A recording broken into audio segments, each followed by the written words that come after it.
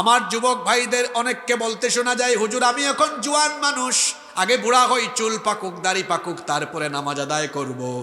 ওগো আমার ভাই, আপনি বুড়া হবেন কে আপনাকে বলেছে? পৃথিবীতে আসার সিরিয়াল আছে কিন্তু যাওয়ার কোনো সিরিয়াল। আমরা কত চিত্র সমাজে দেখেছি, এমন বহু জায়গায় আমরা দেখেছি বাবা বেঁচে আছে, বাবার কাঁধে সন্তানের খাটিয়া, এমন বহু চিত্র দেখেছি দাদার কাঁধে নাতির লাশ আছে না নাই। সুতরাং আপনি বুড়া হবেন, এটা হলো শয়তানের পজিটিভ ধোঁকা। এই তো কিছুদিন আগে আমার গ্রামের বাড়িতে আমার পাশের বাড়ির ছেলে, আমার চেয়ে বয়সে অনেক ছোট, 18 বছর, দুনিয়া থেকে হঠাৎ করে চলে গেল। রাতের বেলা ঘুমের মধ্যে স্ট্রোক করলো, চলে গেল। ওগো আমার ভাই, বুড়া হবেন কে আপনাকে বলেছে? এটা হলো শয়তানের ধোঁকা। যৌবনকালকে এমনভাবে গঠন করেন যেন যৌবনকালের আমল নামা এমন হয়, আল্লাহ যেন এই আমল নামাটা দেখলে আপনার উপর খুশি হয়ে যান। সুবহানাল্লাহ। আজান যখন হয়ে যাবে সব কাজ বাদ দিয়ে আগে নামাজ। মুসলমানের জন্য কাজ আগে না নামাজ আগে? আগে হলো নামাজ। ফজরের আজান যখন হয়ে যাবে, এখন তো শীতকাল, কনকনে ঠান্ডা, এই কনকনে ঠান্ডায় আরামের বিছানাকে হারাম করে ফজরের আজান শুনলে সবার আগে ফজরের জামাতে আমরা শামিল হয়ে যাব। যারা ফজরের নামাজে গিয়ে দিনের শুরুতে আল্লাহর এই প্রথম হুকুমটা পালন করে, দিনের শুরুতেই তারা শয়তানকে কাঁদিয়ে ফেলে। বলবেন হুজুর এটা আবার কেমন কথা, শয়তান কাঁদে কেন? হাদিস শরীফের মধ্যে এসেছে শয়তান কোন সময় কাঁদে আর কোন সময় হাসে শোনেন। যখন কোনো ব্যক্তি আল্লাহকে সাজদা দেয়, আল্লাহ নবী বলেছেন ইতাজালাশ শাইতানু আনহি ফায়াবকি। যখন কোনো ব্যক্তি সাজদা দেয়, শয়তান এই দৃশ্যটা দেখে ওই ব্যক্তির কাছ থেকে দূরে চলে যায়, আর ওই ব্যক্তির নামাজের দৃশ্য দেখে শয়তান তখন কাঁদতে থাকে। আর যখন কোনো ব্যক্তি নামাজ থেকে দূরে থাকে, শয়তান তখন হাসতে থাকে। এই হাদিসটা আপনাদেরকে কি বার্তা দিল? তার মানে হলো আমরা যখন নামাজে যাই শয়তান তখন কাঁদে, নামাজে না গেলে শয়তান তখন হাসে। কথা বুঝে থাকলে বলেন তো, আমরা নামাজে গেলে শয়তান কি করে? আসতে বলবেন না, জোরে বলেন কি করে? আর আমরা যখন নামাজে যাই না তখন শয়তান কি করে? যা করার এতদিন করেছেন, ভুল করেছেন, আজকে তাওবা করেন। আমি জানি এখানে বহু তরুণ, বহু যুবক আছে গুনাহ করতে করতে করতে করতে একেবারে গুনাহের সাগরে সাঁতার কাটছে, জেনা ব্যভিচার করতে করতে তার নিজের জীবনটাকে জেনার সাগরে ভাসিয়ে দিয়েছে।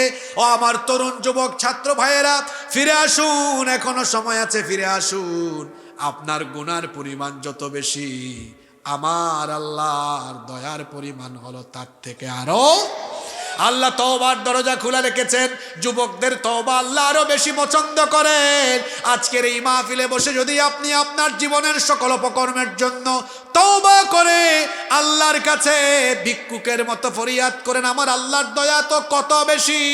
রহমতকে, দয়াকে আল্লাহ 100 টুকরা করে এক টুকরা গোটা দুনিয়ার সবাইকে দিয়েছেন, আর 99 টুকরা দয়া আল্লাহ তার নিজের কাছে রেখে দিয়েছেন। আল্লাহু আকবার।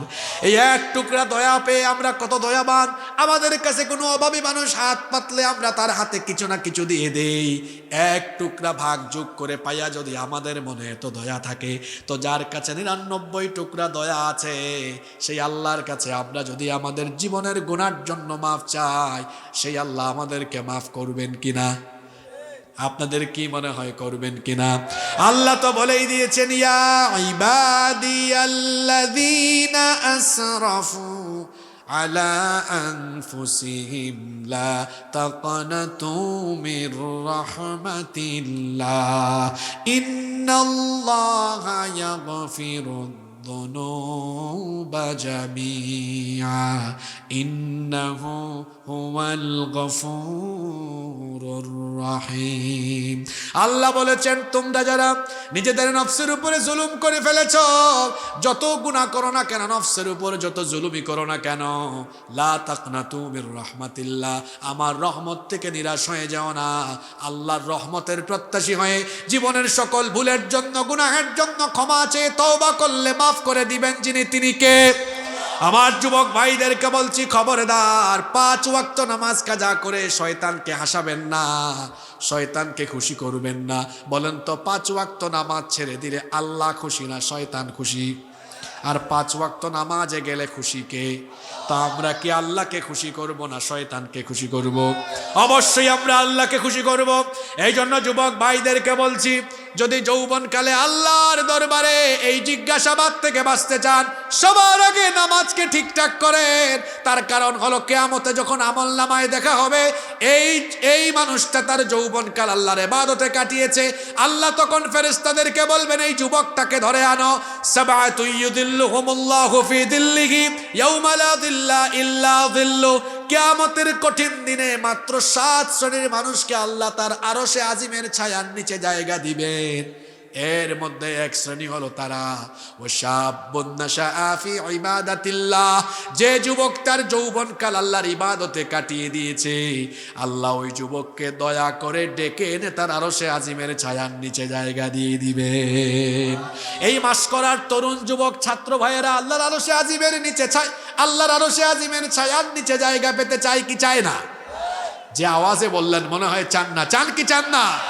আল্লাহর আরশে আজিমের ছায়ার নিচে জায়গা পেতে হলে 5 ওয়াক্ত নামাজ হলে 5 ওয়াক্ত নামাজের আজান হলে নামাজে গিয়ে শামিল হওয়ার দরকার আছে না নাই?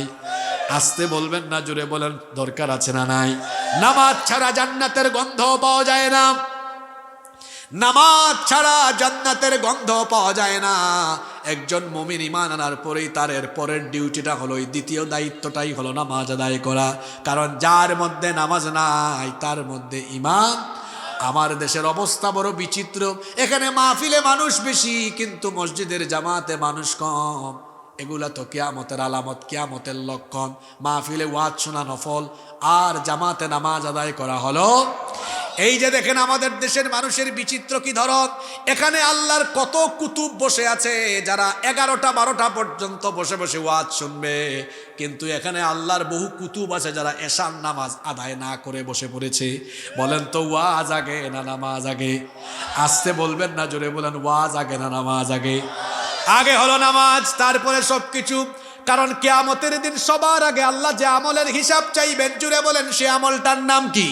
তো ওয়াজ তো আমার চেয়ে আপনারা ভালো জানেন, শুধু আমলটা করেন না। ওয়াজ হবে কম, কথা হবে কম, কাজ হবে বেশি। কবি বলেছেন আমাদের দেশে হবে সেই ছেলে কবে, কথায় না বড় হয়ে কাজে বড় হবে। তো আমরা কথা বলি বেশি, রাত 12টা পর্যন্ত ওয়াজ করি, ওয়াজ শুনি, ফজরের নামাজটা কাজা করি। কি ফায়দা হলো বলেন? ফজর চলে গেল ঘুমে, যুবকের ঘুম ভাঙে সকাল 10টা 11টায়। জোহরের নামাজ চলে গেল হেলা খেলায়, আসরের নামাজ চলে গেল খেলাধুলায়, মাগরিবের নামাজ চলে গেল বন্ধুর সাথে আড্ডায়, এশার নামাজ চলে গেল তামাশায়। এজন্য আমার জাতীয় কবি লিখেছেন, ঘুমাইয়া কাজা করেছ ফজর, তখনও জাগনি যখন জোহর, হেলায় খেলায় কেটেছে আসর, মাগরিবের ওই শুনিয়া যান, এখনো জামাতে হওরে শামিল, এখনো এর সাথে আছে স্থান। বাজিছে দামামা বাদ্রে আমামা, শির উঁচু করি মুসলমান, দাওয়াত এসেছে নয়া জামানার, ভাঙা কেল্লা আয়ুরে নিশান। এইভাবেই তো 5 ওয়াক্ত নামাজ চলে গেল। ফজরের সময় ঘুমিয়ে থাকলেন, এই যে আপনি ঘুমালেন, আপনি ফজরের নামাজটা আদায় করলেন না। একটু ভেবে চিন্তে দেখেন তো, জোহরের আগে আপনার জানাজা রেডি হওয়ার সম্ভাবনা আছে না নাই? কেমন করে ঘুমাও তুমি, কেমন করে ঘুমাও তুমি, ফজর করে কাজা, এমন তো হতে পারে জোহরে জানাজা। হতে পারে কি পারে না? আমি যখন আল্লাহর দরবারে যাব, তখন আল্লাহ যেন দেখেন আমার শেষ ওয়াক্ত নামাজটাও জামাতে ছিল। ঠিক না বে ঠিক? এই যে কিছুদিন আগে আমার ভাই শহীদ শরীফ উসমান বিন হাদি চলে গেল, শেষ নামাজটাও ছিল জামাতে। এখন যুবকরা স্লোগান দেয়, এক হাদি চলে গেছে তো কি হয়েছে, এইগুলো স্লোগান, লক্ষ লক্ষ হাদি হাদি হাদি, এগুলো 1 শতাব্দীতে একজন হয়। হাদি আজকে এই জায়গায় এমনি এমনি যায় নাই। আহারে মাত্র 31-32 বছরের জীবন, কিন্তু এই অল্প হায়াতে এমন এমন কাজ করে গিয়েছে, বাংলাদেশ যতদিন থাকবে ইতিহাসের পাতায় আমার ভাই উসমান হাদির নাম থাকবে। উসমান হাদি এমনি এমনি হয় নাই তো, পরিবারটাও কেমন দেখেন, পুরো একটা দিনী পরিবার। বাবা একজন বড় আলেম, তিনি নিজেও ঝালকাঠি এনএস কামিল মাদ্রাসায় আলিম পর্যন্ত পড়াশোনা করেছেন। এমন একটা পরিবার, ওনার পরিবারের ভাইরাও আলেম। এই হাদি, উসমান হাদি এভাবে তৈরি হয়নি, ফজরের নামাজে ছেলে পেলেদেরকে নিয়ে হাজির হতো। হ্যাঁ, আর আপনি স্লোগান দেন আরো হাদি লক্ষ লক্ষ, আরো লক্ষ লক্ষ হাদি হবে, যে স্লোগান দেয় সারাদিন পেশাব করে পানি নেয় নাই। আর নামাজ তো দূরের কথা, সে নাকি হাদি হবে। যদি উসমান হাদির মতো হতে চান তাহলে ফজরের নামাজের সবার আগে গিয়ে মসজিদে হাজির হতে হবে। আমার ভাই হাদির জন্য আলেমরা দোয়া করেছেন, আলেমরা দোয়া করছেন। আজকে ওই জায়গায় এমনি এমনি পৌঁছায় নাই। 5 ওয়াক্ত নামাজের আমল তার মধ্যে ছিল, ছিল কি ছিল না? 5 ওয়াক্ত নামাজের আমল ছিল এবং কথায় কাজে মিল ছিল। যা মুখ দিয়ে বলতো ভেতরে তা ধারণ করত। আমার ভাইকে যারা খুন করেছে, আমরা তাদেরকে বলতে চাই, আমার ভাই উসমান হাদির এই বিপ্লবী কণ্ঠ থামিয়ে দিয়ে ভারতীয় আধিপত্যবাদ এই দেশে কায়েম করা যাবে না। কারণ হলো এই দেশের প্রতিটি তরুণ, প্রতিটি যুবক এই সিদ্ধান্ত নিয়েছে, দিল্লির দাসত্বের শৃঙ্খলকে চূর্ণ বিচূর্ণ করে দিয়ে এই বাংলাদেশে তারা ভারতীয় আধিপত্যবাদ মুক্ত একটি দেশ গঠন করবে। এই দেশে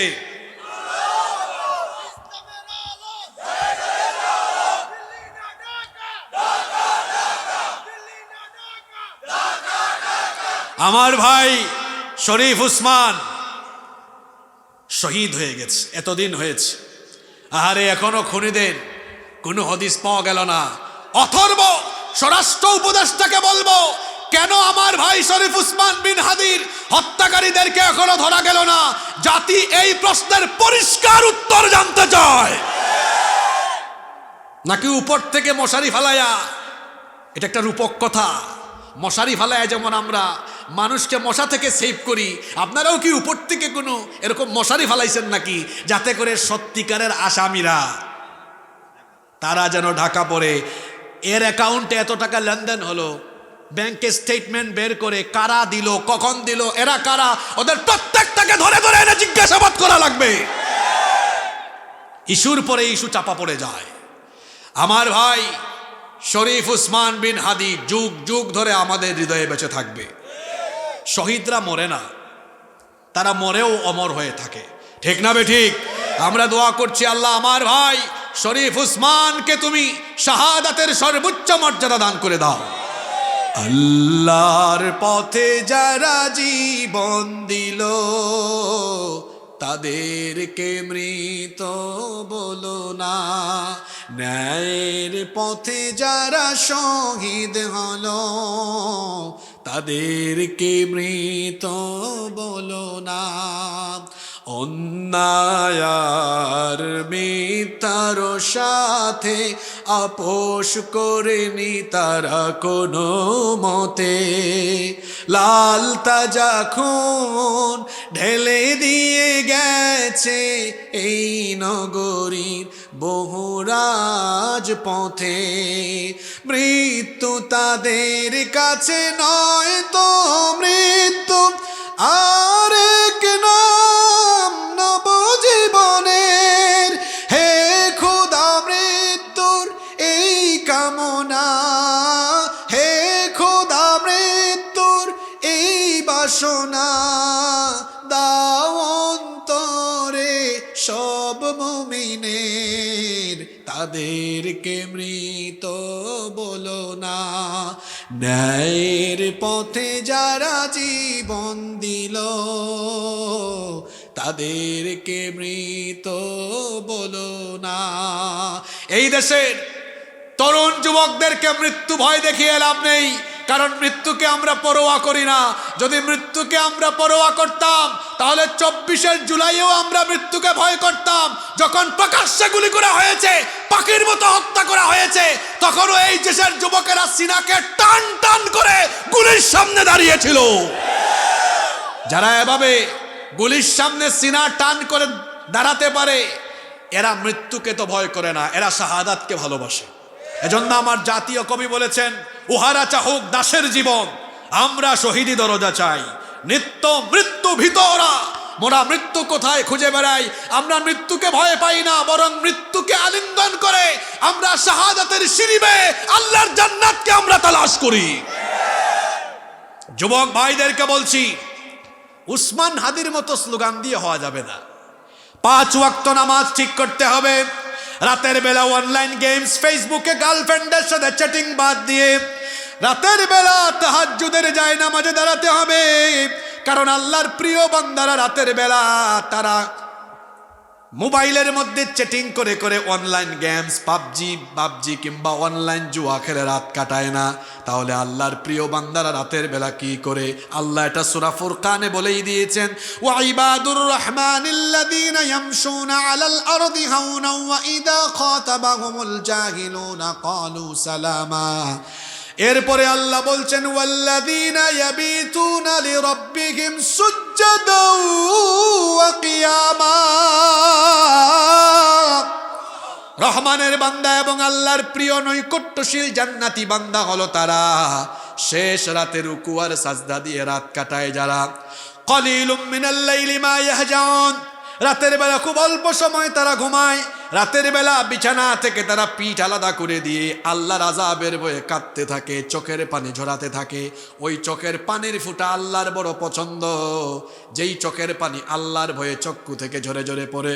ও যুবক, তোমার অবস্থা তো আমরা জানি। তুমি রাতের বেলা তোমার গার্লফ্রেন্ডের ছেঁকা খাও কিনা, এই জন্য কানতে কানতে বালিশ ভিজায় দাও। গার্লফ্রেন্ডের ছেঁকা খাওয়া চোখের পানির ফুটার কোনো দাম আল্লাহর কাছে? কিন্তু শেষ রাতে আল্লাহর আযাবের ভয়ে, জাহান্নামের ভয়ে যেই যুবক চোখের পানি ঝরায়, ওই যুবকের সব গুনাহ যিনি মাফ করে দেন তিনি কে? রাতের আধারে যারা সেজদাতে রয়, দু চোখের অশ্রুতে নদী যেন বয়। রাতের আধারে যারা সেজদাতে রয়, দু চোখের অশ্রুতে নদী যেন বয়। ছলনার হাত ছানি যতই আসুক, পেছনে ফিরেও তাকায় না। যাদের হৃদয়ে আছে আল্লাহর ভয়, তারা কভু পথ ভুলে যায় না। আল্লাহর প্রেম ছাড়াই দুনিয়ায় কারো কাছে কোনো কিছু চায় না। আমরা ভয় করি কাকে?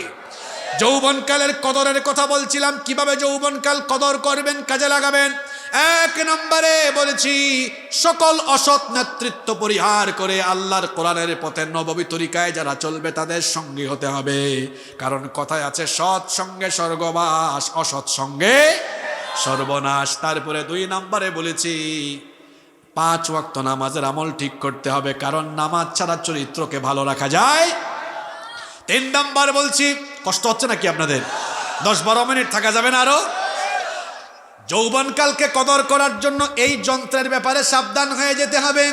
কারণ এই নব্য জাহেলিয়াতের জামানায় যুব সমাজের চরিত্র ধ্বংসের জন্য এই শয়তানি উপাদানটা এখন যথেষ্ট। মোবাইল ব্যবহার করতে নিষেধ করছি না, মোবাইলের অপব্যবহার করতে আমি নিষেধ করছি। আমার যুবক ভাইয়েরা, এই যে ফেসবুক চালাতে গিয়া তারপরে কোনো মেয়ের ফেসবুক আইডি পেলে ওইটাতে ঢুকো, তারপরে ছবিগুলা দেখো। কেন বুঝো না? অনেককে সোশ্যাল মিডিয়ায় ফেসবুকে ছবিতে দেখা যায় একরকম, বাস্তবে হইল ইফেক্ট তো তোমরা বুঝো, তারপরেও কেন এটা করো বলো তো? ইফেক্ট তো তোমরা বুঝো, ওই যে ছবিতে ইফেক্ট মারে, বাস দেখা যায় ছবিতে একদম এই লাইটের মতো, অথবা দেখা যায় লালচে রঙের, ছবিতে দেখা যায় একেবারে দেখতে সুন্দর, বাস্তবে হলো এই মনিটরের মতো কালার কালা। আটা ময়দা মেকআপ মেরে দিয়েছে ইফেক্ট। তুমি এটা দেখে জরিনা সকিনার জন্য বেহুশ হয়ে গিয়েছো। বন্ধুকে বলে, দুস্থ রাতের বেলা ঘুম আসে না। এই তো তোমার যৌবনকালকে নারীর ফিতনায় আর এই জেনা ব্যভিচারের চিন্তায় নষ্ট করা আরম্ভ করে দিলে। ও আমার যুবক ভাইয়েরা শোনো, যৌবনকাল নষ্ট হয়ে যায় অন্যতম দুইটা ফিতনার কারণে। একটা ফিতনা হলো নারীর ফিতনা, আর আরেকটা ফিতনা হলো মাদকের ফিতনা। এই 2 ফিতনা যুবক যখন যৌবনকালে পড়ে, ক্যারিয়ারটা নষ্ট হয়ে। আমরা আমাদের ছাত্র জীবনে দেখেছি, স্টুডেন্ট লাইফে দেখেছি, যারা পড়াশোনাকালীন সময়ে হারাম রিলেশনে সম্পৃক্ত হয়েছে। পড়াশোনা তো শেষ করেছি, 8-9 বছর হয়ে যাচ্ছে, এখন দেখতেছি প্রত্যেকেই ঘোড়ার ঘাস কাটে, বেকার হয়ে বসে আছে। আর ছাত্র জীবনে যাদেরকেই দেখেছি হারাম রিলেশন বাদ দিয়ে পড়াশোনায় মনোযোগী ছিল, কেরিয়ার আজকে শাইন হয়ে গিয়েছে, সমৃদ্ধ হয়ে গিয়েছে। যারা স্কুলে কলেজে পড়ো, ভবিষ্যতে 7-8 বছর পরে কানতে কানতে বেহুশ হয়ে যাবা। এক্ষুনি তোমার গার্লফ্রেন্ডকে ব্লক লিস্টে ফেলাও, কারণ হারামের মধ্যে কোনো আরাম, হারামে কোনো আরাম পাওয়া যায় না। আহারে, কি বলবো, একটা ভয়ঙ্কর হাদিস তো মনে পড়ে গেল। এই হাদিসটা নিজেও যখন পড়ি গায়ের লোম দাঁড়িয়ে যায়। কি ভয়ঙ্কর কথা। আল্লাহর নবী বলেছেন কিয়ামতের দিন কিছু মানুষ দাঁড়াবে যাদের আমল নামায় আমল থাকবে, কিন্তু মুহূর্তেই তাদের আমলগুলো ধুলাবালিতে পরিণত হয়ে যাবে। এখানে আল্লাহর নবী তিহামার শুভ্র পাহাড়ের কথা বলেছেন। আল্লাহর নবী বলেছেন তিহামার শুভ্র পর্বতমালার সমান এত বেশি নেক আমল নিয়ে হাজির হবে, কিন্তু মুহূর্তেই এই যে দেখেন আমার দিকে তাকান, পুস্তারের এই পৃষ্ঠায় লেখা এই রকম ভরপুর আমল নামা নিয়ে উঠবে, কিন্তু কিছুক্ষণের মধ্যে পুরা আমল নামা খালি হয়ে যাবে। সাহাবীরা বললেন ওগো আল্লাহর নবী, কাদের আমল নামা মুহূর্তেই ধুলাবালুতে পরিণত হয়ে যাবে? আল্লাহর নবী বললেন এরা হলো তারা যারা একাকী নীরবে নিবৃতে গোপনে গোপনে খারাপ কাজ করে, অপরাধ করে, জিনা করে। এই সকল লোকদের আমল নামা কিয়ামতে ধুলাবালিতে যিনি পরিণত করে দিবেন তিনি কে? ও আমার ভাই, এত কষ্ট করে কুরআনের মাহফিলে আসলেন, কদমে কদমে ফেরেশতা সওয়াব লিখেছে, এই আমলগুলো বরবাদ হয়ে যাবে। ওই যে সকিনাকে আপনি গার্লফ্রেন্ড বানায় রেখেছেন, ওই সকিনার জন্য সব আমল বরবাদ হয়ে যাবে। ওই জন্য ওই সকিনা আর জরিনাকে আজকেই আপনি ব্লক লিস্টে ফেলে দিবেন, কারণ হারামের ভেতরে কোনো আরাম পাওয়া যাবে না। এই জন্য আমার ভাইদেরকে বলছি নিজের লজ্জাস্থানের হেফাজত করেন, মানে হলো বিবাহ বহির্ভূত আরাম রিলেশন থেকে নিজেকে বাঁচান। আল্লাহর নবী বলেছেন যে যুবক তার এই যৌবনকালে হারাম রিলেশন ছেড়ে সে যদি তার লজ্জাস্থানের হেফাজত করতে পারে, ও আমার ভাইয়েরা, যুবক ভাইয়েরা শুনেন, আল্লাহর নবী কত বড় কথা বলেছেন। মাইয়াদমানলি, হাদিসটা বুখারী শরীফে এসেছে, মাইয়াদমানলি মা বাইনা লাহইয়াইহি ওয়া রিজলাইহি আদমানু লাহুল জান্নাহ। আল্লাহর নবী বলেছেন যেই ব্যক্তি তার জবান আর তার দু উরুর মধ্যবর্তী জায়গা অর্থাৎ লজ্জাস্থানকে বিবাহ বহির্ভূত হারাম রিলেশন থেকে হেফাজত করবে, চরিত্রের হেফাজত করবে, আমি রাসূল নিজে বললাম কাল কিয়ামতের দিন আমি তার জন্য জান্নাতের জিম্মাদার হয়ে যাব। নিজের চরিত্র গঠন করতে হবে সাইয়েদনা ইউসুফ আলাইহিস সালামের মতো। আপনি আর কি সুন্দর, আপনার দিকে মাসকরার 14 গ্রামের কয়টা মেয়ে তাকায়, মেয়েরা তো ভালো করে আপনার দিকে তাকায়ও না। আপনি গিয়া মেসেঞ্জারে গুতাগুতি করেন, রাস্তাঘাটে ইফটিজিং করেন। আর ইউসুফ আলাইহিস সালামের কথা বলছি, যাকে আল্লাহ দুনিয়ার অর্ধেক সৌন্দর্য দান করে দিয়েছেন। সুবহানাল্লাহ কি বাড়িতে গিয়ে বলবেন? ইউসুফ আলাইহিস সালাম, যাকে আল্লাহ তাআলা দুনিয়ার অর্ধেক সৌন্দর্য দান করে দিয়েছেন, মিশরের সম্ভ্রান্ত সম্ভ্রান্ত সুন্দরী সুন্দরী নারীরা যাকে মাত্র এক ঝলক দেখে, একটিবার দেখে ফল কাটতে গিয়ে আঙ্গুল কেটে ফেলেছে, টেরও পায় নাই।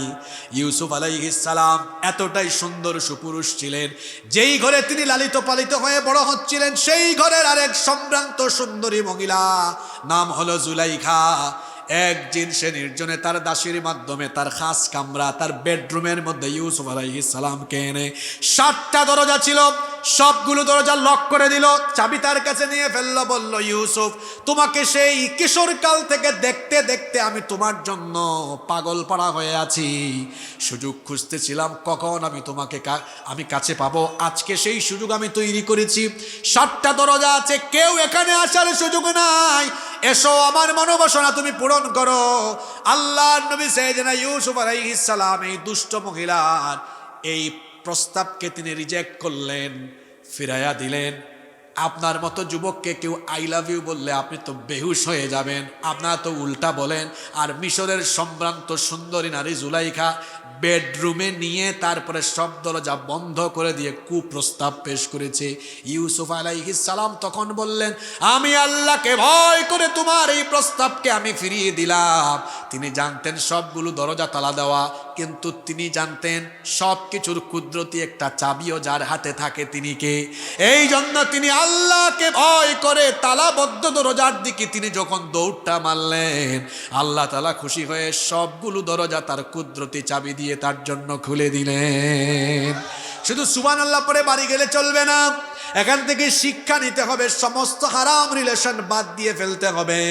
আমার যুবক ভাইদেরকে দেখলে বড় মায়াও লাগে, তোমরা রাত 3টা 4টা পর্যন্ত এই ফেসবুকে, ইউটিউবে, টিকটকে পড়ে থাকতে থাকতে গালটা ভাঙি ফেলছো।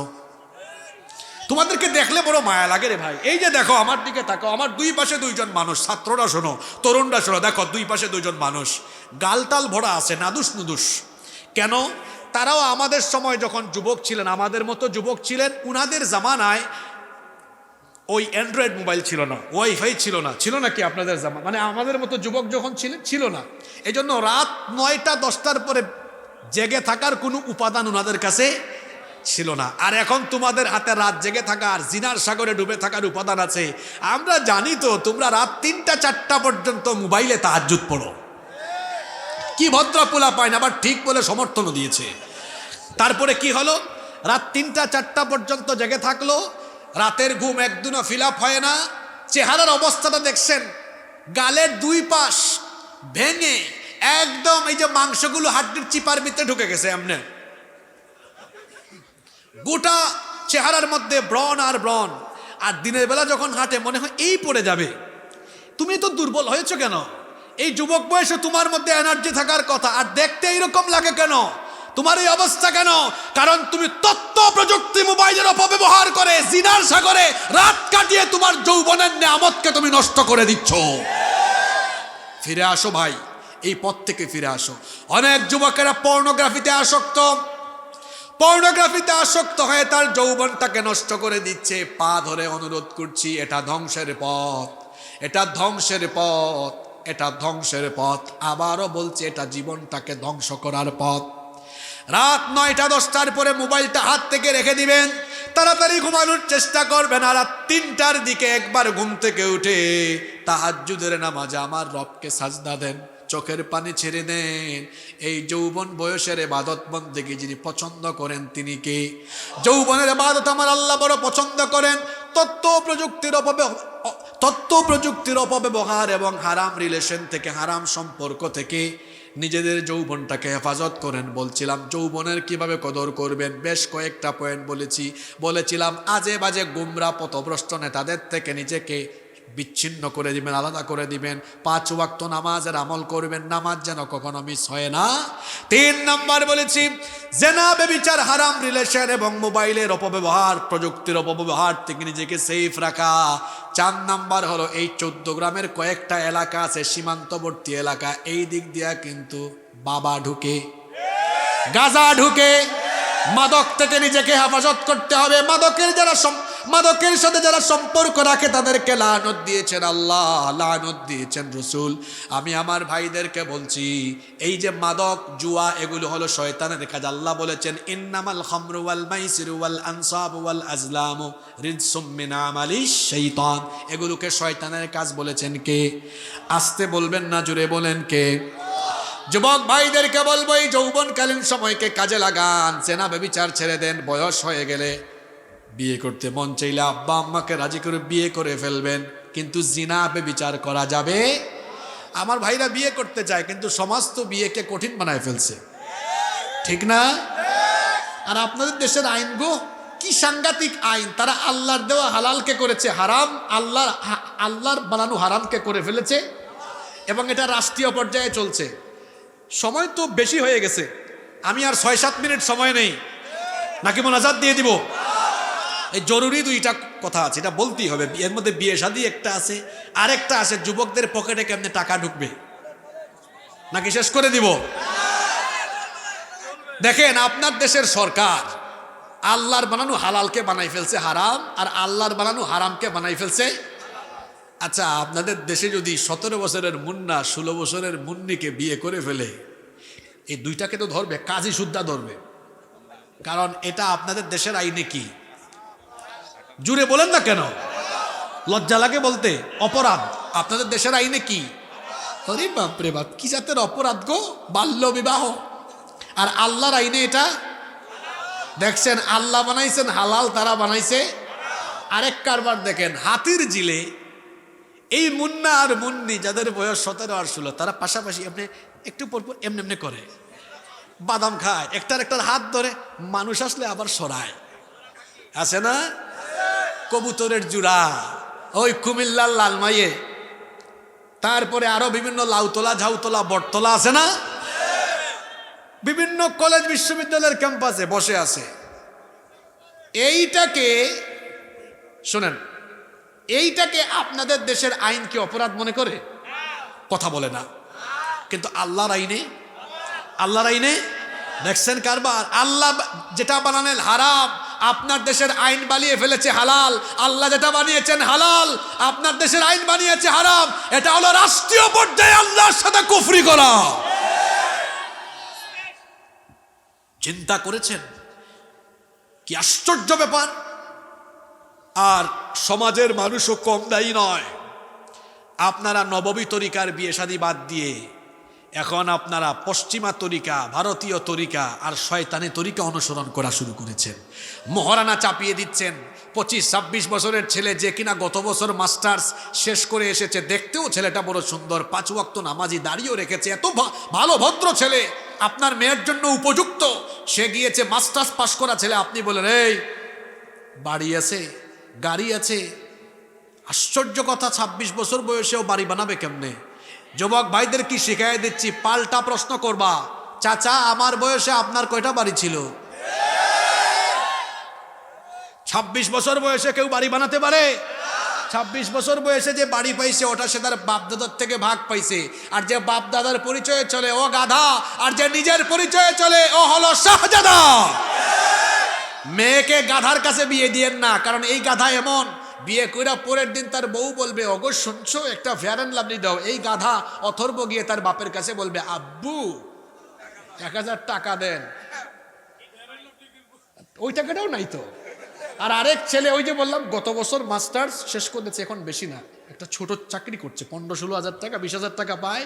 ও 15,000 টাকা পাইলে কি হবে? ও আসার সময় বেশি না 100 টাকা দিয়ে একটা গোলাপ আনবে, বউ খুশি হয়ে যাবে, একটা ফেয়ার অ্যান্ড লাভলিও কিনে দিতে পারবে। আর ওই যে বাপ থেকে পাইছে ওই গাধার কাছে দিয়েছেন, এ গাধা এ অথর্ব তো তার বউরে কিচ্ছু দিতে পারবে না। আপনার ছেলেকে গাধার কাছে নয় শাহজাদার কাছে বিয়ে দিবেন। গত বছর আমাকে এই কি বলে টাঙ্গাইলে মধুপুর, এটা প্রতি বছর যাই আমি, কিছুদিন আগেও গিয়ে আসছি, এই মনে হয় গত সপ্তাহে 4 দিনের মাহফিল, শেষ দিনে যাই। গত বছর এক স্যার, কলেজের স্যার, ওনার বাড়িতে খাওয়া দাওয়া। তো ওনার মেয়ে পড়ে শাহজালাল ইউনিভার্সিটি সিলেটে, তো ছেলে ওখান থেকে পাশ করে বের হয়েছে, আরও 2-3 বছর সিনিয়র, অল্প টাকা ইনকাম করে। বলতেছে হুজুর চিন্তায় পড়ে গেছে, ছেলেটা খুব ভালো, বিয়ে দিব কিনা, অল্প ইনকাম করে। ওনাকে বললাম স্যার আপনি রাগ করেন না, ওই ছেলের বয়সে আপনি কত উপার্জন করতেন? চুপচাপ। পরে বললাম বলেন, বলছে এটা ওই ছেলের অ্যামাউন্টের চেয়ে কম। তো আমি বললাম আপনার ওয়াইফ আর পরিবার নিয়ে আপনার কি এখন অসুবিধা হচ্ছে? বলতেছে না, সময় যত গিয়েছে বরকত তত বেড়েছে। আমি বললাম আপনার মেয়ের জামাইয়ের ক্ষেত্রেও তাই হবে, বিয়ে করবে রিজিক একটু বাড়বে, বাচ্চা হবে আরো বাড়বে, দানা হবে আরো বাড়বে, এটা বিবাহিতরা ভালো বুঝবেন, ঠিক না বে ঠিক? এজন্য মেয়ে বিয়ে দেওয়ার সময় ছেলের বাড়ি গাড়ি দেখবেন না, ছেলের চরিত্র কেমন আর যতটুকু টাকা উপার্জন করে সেটা হালাল পথে করে কিনা ওইটা আগে দেখবেন। এবার আসো, তোমরা যে এতক্ষণ খুশি হইয়া ঠিক ঠিক বলতেছো, তোমাদেরকে বিয়ে দিবে কেমনে বলো তো? তোমরা অত অকর্মার ঢেকি, কাজ কাম নাই, বেকার হয়ে আছো। আর এই তো আমি শেষ পয়েন্টে চলে আসছি, এখন একটা লাভের ওয়াজ হবে এবং এটা শুনলে সবার মন খুশি হয়ে যাবে, বলবো? এরপরে মোনাজাতে যাব। এই যে আমার দেশের যুবকরা এত বেকার, তাদের কোনো কাজ কাম নাই, এই জন্য কি রাষ্ট্র ব্যবস্থা দায়ী নয়? বুঝে শুনে কথা বলবেন, এই রকম না, মহিলার মতো আওয়াজ না। বলেন এই যে আমাদের দেশে লক্ষ লক্ষ যুবক বেকার, এই জন্য কি রাষ্ট্র ব্যবস্থা দায়ী নয়? কারণ রাষ্ট্র ব্যবস্থা তাদেরকে পর্যাপ্ত পরিমাণ চাকরি বাকরি বা কাজের সুযোগ সৃষ্টি করে দিতে। আমি এই মাসকরাতে বলে গেলাম, এরা যদি এইভাবেই মানুষের তৈরি করা আইন দিয়ে দেশ চালায়, কিয়ামতের সূর্য উঠবে, কিন্তু বাংলাদেশের বেকারত্ব কমবে না। ইসলাম এমন একটি পূর্ণাঙ্গ জীবন ব্যবস্থা, ইসলাম একটি বৈষম্যহীন সমাজ, স্বনির্ভর সচ্ছল সমৃদ্ধ সমাজ এবং রাষ্ট্র গঠন করতে চায়। এজন্য আল্লাহ তাআলা মানুষের অর্থনৈতিক দুরবস্থা দূরীকরণের জন্য তার কিতাবের ভেতরে চমৎকার অর্থনৈতিক ব্যবস্থাপনা দান করেছেন। সুবহানাল্লাহ পড়েন। যুবক ভাইয়েরা শোনো, তোমাদেরকে যে পকেটে 100-200 টাকা 500-1000 টাকা ঢুকায় দিয়া যারা তোমাদেরকে ব্যবহার করে তারপরে সুযোগ পায়, এরপরে তোমাদেরকে বেকারই রাখে। আমি বলি, যে সমাজে যুবকরা বেকার থাকে ওই সমাজে অপরাধ তত বেশি বাড়ে, কথা ঠিক না? বেকারত্ব থাকে তখন চুরি করে, ডাকাতি করে, ছিনতাই করে, লুটপাট করে, চাঁদাবাজি করে, পকেটে টাকা নাই। তাহলে অপরাধ প্রবণতা দূর করতে হলে এই যুবকদের পকেটে পয়সা ঢুকায় দিতে হবে। এবং এদেরকে কাজে লাগায়া দিতে হবে, যেন আপনাদের এই অর্থনৈতিক দুরবস্থা দূর হয়। এজন্য আমার আল্লাহ তার কিতাবের ভেতরে জাকাতের একটা চমৎকার অর্থনৈতিক ফর্মুলা দিয়েছেন। যদিও আমাদের দেশের মানুষ মনে করে জাকাত মানে শাড়ি দেওয়া, লুঙ্গি দেওয়া, 200-500 টাকা বিতরণ করা। আপনারা জাকাত বুঝেন নাই। এভাবে যারা জাকাত দেয় 100% এদের জাকাত আদায় হয় না। আপনারা যারা আলেম ওলামা আছেন তাদেরকে সাক্ষী রেখে বলছি, আল্লাহ তাআলা জাকাতকে রাষ্ট্র ব্যবস্থার সাথে সম্পৃক্ত করেছেন, যে এই জাকাত রাষ্ট্র আদায় করে রাষ্ট্র কি করবে। ওই সূরা হজের 41 নম্বর আয়াতে যাবেন, আল্লাযীনা ইম্মাক্কান্নাহুম ফিল আরদি আকামুস সালাতা ওয়া আতাউজ যাকাতা ইলা আখিরিল আয়া।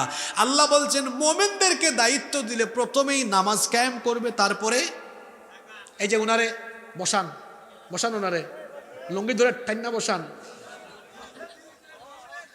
আপনারা ধনী বানানোর ওয়াজ করতেছি, 2 মিনিট পরে আমি মোনাজাত দিব, আপনি চলে যাচ্ছেন। এটাই সবচেয়ে লাভের কথা। আজকের পুরা ওয়াজ মনে রাখতে না পারলে এই শেষ লাইনগুলো মনে রাখবেন। মনোযোগ আছে? কিসের মনোযোগ? ভালো করে শুনেন শুনেন। আল্লাহ তাআলা জাকাতকে রাষ্ট্র ব্যবস্থার সাথে সম্পৃক্ত করেছেন। কেন? যতদিন না রাষ্ট্র জাকাত আদায় করে, রাষ্ট্র জাকাতের ভিত্তিতে কর্মসংস্থান সৃষ্টি করবে, ততদিন পর্যন্ত জাকাতের মূল উদ্দেশ্য হাসিল হবে না। এবার আসেন মূল কথায় গিয়ে আমরা মোনাজাত দিয়ে দিই। আপনারা কি করেন? জাকাতের নামে শাড়ি দেন, লুঙ্গি দেন, 200-500 টাকা বিতরণ করেন। এভাবে জাকাত আদায় হয় না। আমার দিকে তাকান। এই যে আমরা এখানে প্রায় 10-12 জন মানুষ আমরা এখানে বসে আছি। মনে করেন আমাদের 6-7 জনের উপরে জাকাত ফরজ। জাকাত তো সবার উপরে ফরজ হয় না, যার কাছে নিসাব পরিমাণ মাল আছে। এখন মনে করেন আমাদের 6-7 জনের উপরে জাকাত ফরজ। আমরা এই 6-7 জনের জাকাতের টাকা এই টেবিলের উপরে রাখলাম, রেখে দেখলাম এই পরিমাণটা হয়েছে 2 লাখ টাকা। জুড়ে বলেন তো কয় লাখ?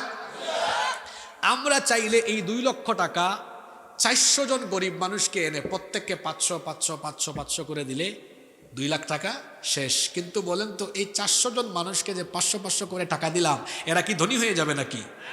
ওই এক বেলা খাবে, পরের বেলা আবার গরিবই থাকবে। জাকাত এভাবে দেয় না, এভাবে দিলে কর্মসংস্থান হয় না। তাহলে কিভাবে দিব? শোনেন, এই মাসকরায় বা আশেপাশের এলাকায় কোনো একজন বোনের স্বামী কিছুদিন আগে মারা গিয়েছেন। আমার বোন বিধবা হয়েছে, পরিবারটা চলে না। এই বোনকে একটা সেলাই মেশিন কিনে দিলাম, বোন আপনি এটা দিয়ে কাজকাম করে পরিবার চালান। পরিবারটা চলার ব্যবস্থা হবে কি হবে না? আপনাদের এলাকায় ভ্যান চলে না অটোরিকশা চলে? দুইটাই চলে। আরেকজন ভাই, এর পরিবার এত গরিব, খাইতে পারে না। ভাই ধরো তোমার একটা ভ্যান কিনে দিলাম, ভ্যান চালাইয়া খাও। এই পরিবার কি আর আগামী বছর জাকাত খাওয়ার উপযুক্ত থাকবে? আরেকজনকে হাঁসের খামার করে দিলাম, আরেকজনকে মুরগির খামার করে দিলাম। তাহলে 2 লাখ টাকা 400 জনকে দিলে বেশি ফায়দা না 3-4 জনকে দিলে বেশি ফায়দা? এই 3-4 জন আর গরিব থাকবে না। এইটা তো বলেছি মাসকরা এলাকার এই 12-14 জনের মধ্যে 6-7 জনের জাকাত দিয়ে। কিন্তু এখন যদি সরাসরি ইসলামী হুকুমত চলে, কুরআনি হুকুমত চলে, তো আল্লাহ তো বলেছেন এরা অবশ্যই জাকাত মন্ত্রণালয় চালাবে। তখন সরকার জাকাত আদায় করবে। কিভাবে? মনোযোগ আছে? এই শেষ কিন্তু আর 1 মিনিট। সরকার তখন কি করবে? সারা দেশের মুসলমানদের হিসাব, সম্পদের হিসাব তার কাছে রাখবে। যার কাছে নিসাব পরিমাণ মাল আছে তাদের মোবাইলে বছর শেষে মেসেজ আসবে, জনাব আবুল কালাম সাহেব মাসকরাবাসী, হ্যাঁ, তারপরে জনাব আব্দুল কাদের পাটুয়ারি আছেন নাকি এখানে, আপনার এত টাকা। মোবাইলে মেসেজ আসছে, ক্রিং ক্রিং, 13,200 টাকা, 14 গ্রাম অমুক ব্যাংকের এই শাখায় বা অমুক অফিসে জমা দেন। এখন সারা দেশের জাকাত দাতাদের টাকা গিয়ে জমা হইতেছে কয় জায়গায়? জুড়ে বলেন কয় জায়গায়? যখন ব্যাপারটা রাষ্ট্রীয় হয়ে রাষ্ট্র তুলবে টাকাগুলো, পরিমাণ কি এরকম 2 লাখ 3 লাখ হবে নাকি? অনুমান করে বলুন তো কত হইতে পারে? হ্যাঁ, এই তো বুঝছেন আপনারা, কয়েক হাজার। কিন্তু শুনেন শুনেন, আপনারা তো অনেক বেশি বলে ফেলছেন। আপনাদেরকে আমি জাস্ট ছোট্ট উদাহরণ দিই। ধরলাম মাত্র 140,000 কোটি টাকা। এই 14 গ্রামে যে সুন্দর সুন্দর বাড়িঘর, এখানে এই 140,000 কোটি। এক কুমিল্লা বিভাগ, ধনী বিভাগ। তো কুমিল্লা কি বিভাগ হয়ে যাচ্ছে নাকি? হয়ে গেছে। আচ্ছা, হয়ে গেছে, হয়ে যাইব। আপনারা কুমিল্লা নোয়াখালী মারামারি করেন না, ওইদিকে তারাও চায়, এদিকে আপনারাও চান। আচ্ছা, ওইদিকে না যাই, শুনেন আমি বলছিলাম মাত্র কত টাকা? 100। এটা কুমিল্লা দিয়ে কাভার হবে আমি জানি, কিন্তু আমরা ধরলাম সারা দেশ থেকে এটা উঠছে। আমার দিকে তাকান, কত বললাম টাকার পরিমাণ? 100 নাকি উঠবে না? এটা আপনারাই বলছেন আরো বেশি উঠবে। ওকে ওকে, 140,000 কোটি এখন জমা হয়েছে কয় জায়গায়? এবার সরকার কি করলো? সারা দেশে একটা অভিযান চালালো গ্রেফতারের জন্য না। এই যে এখানে মাস করায় কত ছেলেপেলেরা বিয়ে করতে পারে না, বেকার হয়ে আছে, কাজ নাই কাম নাই, সারা দেশে এরকম বেকারদের বেকার তালিকা করলো। কি তালিকা? তালিকা করে দেখলো এটা মোট পরিমাণ হয়েছে 70 লক্ষ টাকা। কত লক্ষ টাকা? সরি যুবকের সংখ্যা কত লক্ষ? আমাদের দেশে বেকার আরো বেশি আছে, তাই না? ওকে, এই বছর 70 লক্ষই দিলাম। 70 লক্ষকে তো একসাথে ঢাকায় ঢুকাইলে ঢাকা অচল, এই জন্য ধাপে ধাপে ঢুকালো। নিয়ে বললো, এই ছেলে দিকে আসো, দাঁড়ো, 2 লাখ টাকার চেক। এটা নিয়ে আবার ডিসকভার মোটরসাইকেল কিনে ওই মাস করায় পাকপাকুম করে চালাইও না, বরং এটা দিয়ে হাঁসের খামার করো, না মুরগির খামার করো, না ছোটখাটো ব্যবসা করো, টঙের দোকান যাই করো, ওই 14 গ্রামে আমাদের অডিট অফিসার আছে, সেইটা মনিটরিং করবে। এইরকম প্রত্যেকের হাতে টাকা দিলাম কয় লাখ? জোরে বলেন। আমাদের মোট যুবকের সংখ্যা কত? আর সর্বমোট উঠছে কত টাকা? ক্যালকুলেটারে গুণ করে দেখেন, 70 লক্ষ গুণ 2 লক্ষ সমান 140,000 কোটি টাকা। তাইলে আল্লাহর দেওয়া এই ফর্মুলায় দেখা যাচ্ছে 1 বছরে কত লক্ষ বেকার যুবকের কাজের ব্যবস্থা হলো? জুড়ে বলতে হবে, ফর্মুলা আমার না কার? আহা, 55 বছর হয়েছে গো। সেই কুমিল্লার ওই যে 14 গ্রামের দেখলাম একটা স্কুলের মাঠ আছে অনেক বড়, এখানে প্রায় সময় দেখছি পলিটিক্যাল বিভিন্ন সমাবেশ হয়, হাই স্কুল মাঠ।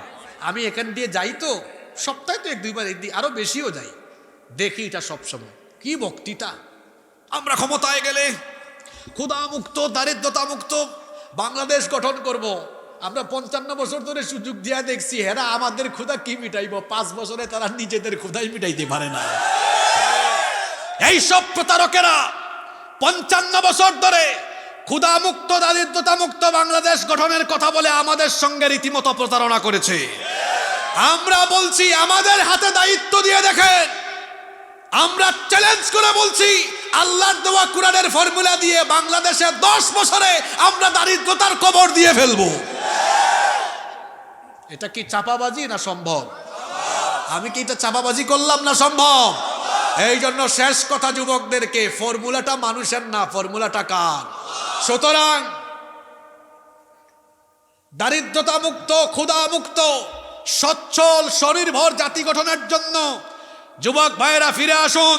55 বছর ধরে আপনাদের দেশে মানুষের আইন চলছে, এই মানুষের আইন দিয়ে আমরা ক্ষুধামুক্ত দারিদ্রতা মুক্ত দেশ পাইনি। আমার এই জেনজি এই ভাইরা যদি জেগে উঠে যে আমরা 55 বছর দেখে ফেলছি গো, কি করছেন আপনারা, আমরা আর এই মানুষের তৈরি করা আইন দিয়ে চলতে চাই না, এটা দিয়ে দারিদ্রতা রিমুভ হবে না। এজন্য আসুন মানুষের তৈরি করা আইনকে লাথি দিয়ে বঙ্গোপসাগরে ফেলে দিয়ে আল্লাহর আইনকে পার্লামেন্ট পর্যন্ত নিয়ে যেতে হবে। রাজি আছেন সবাই? ওয়াজটা টাকা পয়সা দিয়ে শেষ করলাম কেন? কারণ পেটে ক্ষুধা থাকলে নামাজেও খুশু খুদু আসে না, ঠিক না বে ঠিক? ওই পেটে ক্ষুধা মিটাই দিতে হবে, এই জন্য আল্লাহ ফর্মুলা দিয়েছেন। এদের ফর্মুলা নিয়ে আর বাংলাদেশকে আপনারা ক্ষুধা মুক্ত দারিদ্রতা মুক্ত বানাতে পারবেন? জোরে বলেন, পারবেন? এরা যুবকদেরকে কাজে লাগাতে জানে না, এই জন্য আলেমরা ঐক্যবদ্ধ হয়েছেন। আলেমরা ঐক্যবদ্ধ হয়েছেন। আলেমরা কেন ঐক্যবদ্ধ হয়ে, তারা কেন, উলামা মাশায়েখরা কেন দেশ গঠনের দায়িত্ব নিতে চান? আমাদেরকে অনেকে বলে, হুজুর মাহফিলে রাজনীতির কথা, তো মাহফিলের দায়িত্ব, এই রাজনীতির দায়িত্ব কি তুই নিছত নাকি? সারা জীবন ধরে ওয়াজ শুনেছে, সাহাবীরা গরিব ছিলেন, রসুল গরিব ছিলেন, এরা ওয়াজ শুনাইয়া মনে করছে তাহলে ইসলামটা গরিব। এই ওয়াজ কমায়া ওই ওয়াজ বাড়ানো দরকার। নবীজি রাষ্ট্রপ্রধান ছিলেন, সাহাবীরা প্রেসিডেন্ট ছিলেন। হুজুর মানি মনে করছে মসজিদের ইমাম। আশ্চর্য কথা। অথচ আল্লাহ রসুল সাহাবীরা, আপনারা সাহাবীদের জীবনী পড়বেন, ওই যে বিভিন্ন বই আছে, সাহাবীদের বিপ্লবী জীবন, সাহাবীদের জীবন কথা, আসহাবে রাসূলের জীবন কথা। আপনারা আমার কথা শোনেন, দেখবেন প্রত্যেক সাহাবী, বেশিরভাগ সাহাবী, কেউ কেউ ছিলেন অমুক শহরের আমির, গভর্নর। শুনতেছেন কথা? সাহাবীদের পদবি দেখবেন, হিমসের গভর্নর, সিরিয়ার গভর্নর। এগুলো কি দায়িত্ব? কথা বলে না। রাষ্ট্রীয় দায়িত্ব, কি দায়িত্ব? মদিনার আমির, কুফার আমির, কুফার গভর্নর। তা আপনি যে কান্দা কান্দা ওয়াজ মাহফিলে সাহাবীদের কিচ্ছা বলে বলে মানুষ কান্দান, ওইগুলা বলেন না কেন? এই সাহাবী ওই এলাকার গভর্নর ছিলেন, ওই সাহাবী ওই এলাকার ওই দায়িত্বে ছিলেন, এই সাহাবী এই এলাকার এই দায়িত্বে ছিলেন। নবী রাসূলরা এবং সাহাবীরা একদিকে যেমন ওয়াজ নসিহত করেছেন, তেমনি তারা রাষ্ট্রকেও নেতৃত্ব দিয়েছেন। যুবকদেরকে ভুল বুঝতে হবে না যে হুজুররা এই রাষ্ট্র ব্যবস্থা অর্থনীতি নিয়ে কথা বলে কেন? আপনার দেশে তো ওই নাপাকদেরকেই দায়িত্ব দিয়েছেন বলে চোর চামারের দল চুরি কইরা গোটা দেশ গিলে ফেলেছে। এই জায়গায় ভালো মানুষগুলোকে বসাতে হবে, নইলে দেশ কখনো বদলাবে না। এজন্য আমরা আলেমুল আমাদের নেতৃত্বে একটি সুন্দর, নিরাপদ, কল্যাণমূলক বাংলাদেশ দেখতে চাই। আপনারা দেখতে চান না? এদেশে কোনো আলেমের নামে দুর্নীতির মামলা আছে, ডাকাতির মামলা আছে? আলেমদেরকে যারা গালি দেয় ওদের প্রত্যেকের নামে দুর্নীতির মামলা আছে। আখেরি কথা হলো, আজকে আমার বাবারা এখানে যারা এসেছেন, আপনারা রাগ করিয়েন না যে হুজুর 1.5 ঘন্টা ওয়াজ করলো সব যুবকদেরকে নিয়ে। এই ছেলেগুলা কারা বাবা? আপনার ছেলে, আপনার নাতি। চোখের সামনে যদি দেখেন এরা নামাজি হয়েছে, ভালো মানুষ হয়েছে, তো এটাই তো কুররাতা আয়ুন, চক্ষু শীতল হয়ে যাওয়ার মতো কথা, ঠিক না? আল্লাহ তাআলা আমাদেরকে আজকের এই পুরো কথাগুলো আমাদেরকে জীবনে আমল করার তৌফিক দান করেন। যুবক ভাইয়েরা, আবারও বলছি, আসুন হারাম রিলেশন, তথ্য প্রযুক্তির অপব্যবহার এবং সকল প্রকার অপকর্ম বাদ দিয়ে তওবা করে আল্লাহর পথে ফিরে আসি, আল্লাহর দ্বীনের পথে, কোরআনের রাজ কায়েমের পথে আমরা ফিরে আসি। আল্লাহ আমাদের সবাইকে তৌফিক দান করেন।